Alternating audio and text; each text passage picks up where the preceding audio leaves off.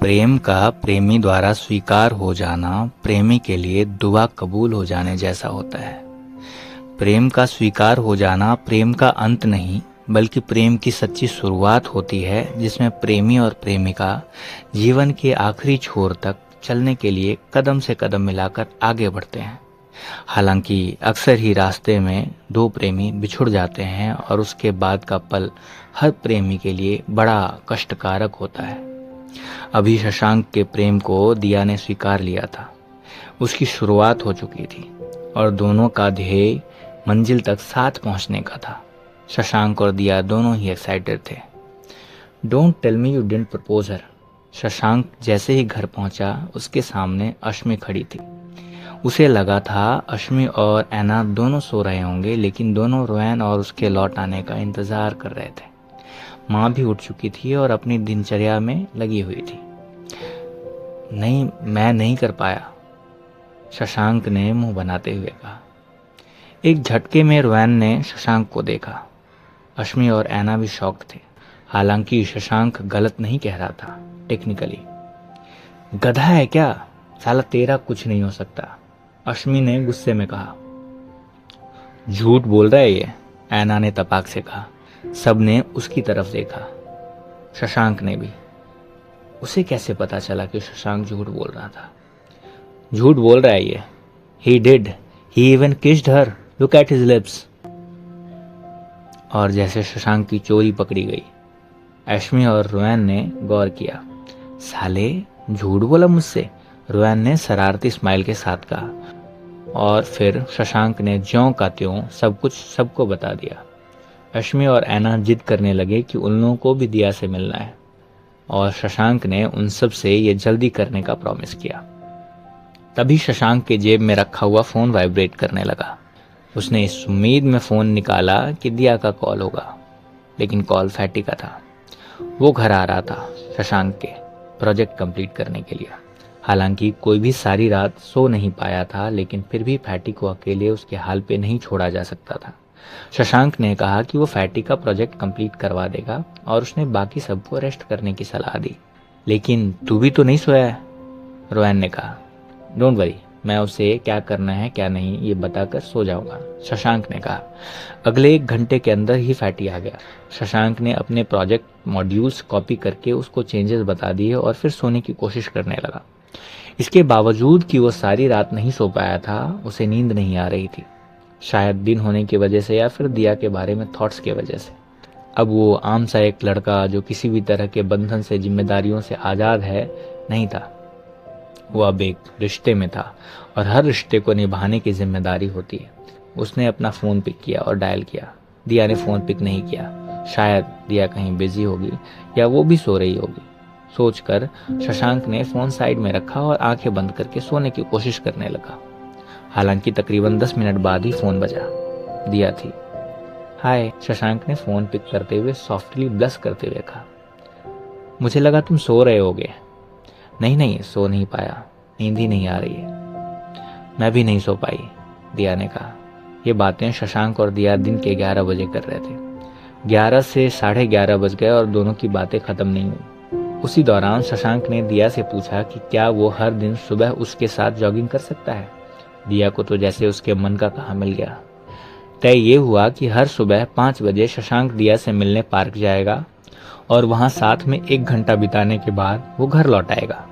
बस दिया ने ये वादा लिया कि आज वाली हरकत यानी कि किसके लिए कभी अपनी तरफ से नहीं पूछेगा। शशांक ने बेहिचक उस शर्त को स्वीकार कर लिया। उसे तो दिया से मोहब्बत थी, उसके एहसास से प्यार था उसे। उसका होना ही उसके लिए काफ़ी था और ये बात उसके जीवन को मुकम्मल करने के लिए काफ़ी थी कि दिया भी उससे प्यार करती है। सुबह का पूरा रूटीन बदल गया था शशांक का। 4:20 पे उठना, 5 बजे पार्क पहुंचना, 5 से 6 दिया के साथ टाइम स्पेंड करना और फिर 6:30 बजे तक घर पहुंच के सो जाना। उसके पापा को तो अभी तक यही लग रहा था कि शशांक 11 बजे से पहले नहीं उठता और अक्सर इस बात के लिए उसे डांट भी पड़ती। एक और बात का आइडिया नहीं था उन्हें कि उनकी स्कूटी में रोज तेल कैसे कम हो जाता है। दिन भर में अनगिनत कॉल्स और मैसेजेस की वजह से उसका फ़ोन बिल भी ज़्यादा आने लगा था और पापा उसका पॉकेट मनी बढ़ाने के बिल्कुल पक्ष में नहीं थे। हालांकि ऐसे वक्त पे माँ और दी दोनों उसके काम आते थे। कुल मिलाकर उसका हर पल सुबह उठने से पहले से रात को सो जाने के बाद तक दिया के साथ, उसके थॉट्स के साथ बीतता था और उसे कोई शिकायत नहीं थी इस बात से। उस दिन भी हर दिन की तरह सुबह को वो दिया के साथ ही था, उसी पार्क में। करीबन 5:10 हो रहे होंगे। हालांकि वो थोड़ी सी सैड लग रही थी। शशांक ये महसूस तो कर पा रहा था, लेकिन कारण नहीं समझ पा रहा था।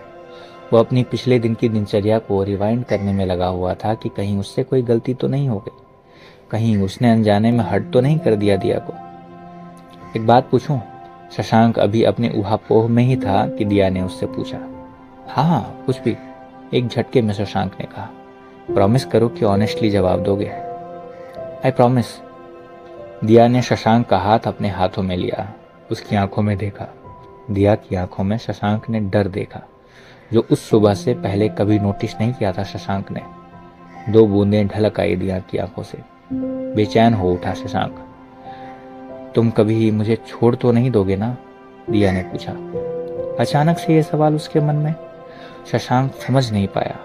उसने दिया को गले से लगा लिया। सुबक पड़ी वो शशांक के गले लगकर। ऐसी क्या बात हो गई कि इतनी डरी हुई थी वो? प्रतिमा के बॉयफ्रेंड ने उसे छोड़ दिया। प्रतिमा रोती रह गई, लेकिन वो चला गया। वो कह रही थी सब लड़के ऐसे ही होते हैं, दिया ने सुबकते हुए कहा। प्रतिमा उसकी बेस्ट फ्रेंड थी। शशांक ने और जोर से अपनी बाहों में भींच लिया उसे, जैसे उसे अलग नहीं होने देना चाहता हो, जैसे उसका सारा दर्द खुद ले लेना चाहता हो। दिया के आंसू उसके कांधों को भिगोते रहे और शशांक के आंसू उसके बालों। दिया को हालांकि शशांक के आंसुओं का पता नहीं था। थोड़ी देर बाद दिया चुप हुई। तुम हो, सिर्फ तुम हो मेरी जिंदगी में दिया, और सिर्फ तुम ही रहोगी। मेरी दुनिया सिर्फ तुम पे शुरू होती है और तुम पे खत्म हो जाना चाहता हूँ। तो तुम्हें छोड़ के जाने का सवाल ही पैदा नहीं होता। चाहे कोई भी कुछ भी कहे, कभी इस बात पे विश्वास मत करना। तुम्हें अंदाजा नहीं है कि मैं कितना प्यार करता हूँ तुमसे। मैं खुद नहीं जानता कि कितना। शशांक ने दिया के चेहरे को अपनी हथेली में भरकर कहा, और दिया फिर गले लग गई उससे। क्या आज मुझे तुम्हारा पूरा एक दिन मिल सकता है? शशांक ने थोड़ी देर बाद कहा। क्यों? कहाँ ले जाने का प्लान है? सरप्राइज है। ओके, मैं इंतजार करूंगी। समय तय हुआ 11 बजे का, जब शशांक को दिया को पिक करना था। शशांक को बहुत सारी तैयारियां करनी थी। जैसे ही शशांक स्कूटर स्टार्ट करके आगे बढ़ने वाला था, दिया ने उसे रोका। उसके करीब पहुंची और उसके माथे पर एक किस किया। शशांक को लगा कि वो दुनिया का सबसे लकी लड़का है। दिया आगे बढ़ गई और शशांक उसे जाते हुए देखता रह गया। फिर उसने एक कॉल किया और घर की तरफ बढ़ गया। 10:30 बजे तक शशांक ने सारी तैयारी पूरी कर ली थी। उसके बाद वो घर पहुंचा, रेडी हुआ और वापस दिया से मिलने चल पड़ा। जब वो उस जगह पहुंचा जहां से उसे दिया को पिक करना था, दिया ऑलरेडी वहां पहुंच गई थी। वहां से शशांक ने एक टैक्सी बुक की और दोनों बैठ गए। शशांक ने दिया की तरफ देखा। उसके चेहरे पे कोई सवाल नहीं था, मन में कोई संशय नहीं था। कितना विश्वास था उसे शशांक पे कि वो जहां ले जा रहा है सही जगह ही ले जा रहा होगा। टैक्सी कोलकाता के सड़कों पे उन्हीं पुरानी इमारतों के बीच से होती हुई आगे बढ़ती चली गई। करीबन 45 मिनट के सफर के बाद टैक्सी एक 4 मंजिला इमारत के सामने रुकी और दोनों बाहर निकले। ये कौन सी जगह है? मैं कभी आई नहीं इधर, दिया ने आसपास नजर घुमाते हुए कहा। वो आसपास कहीं बढ़िया रेस्टोरेंट या पार्क ढूंढ रही थी, या फिर सिनेमा घर, जहां उसे लगा था कि शशांक ले जा रहा होगा उसे। लेकिन ये एक रेसिडेंशियल इलाका था। दिया के लिए अनजान जगह था, लेकिन शशांक इस जगह के चप्पे चप्पे को बड़े बारीकी से जानता था।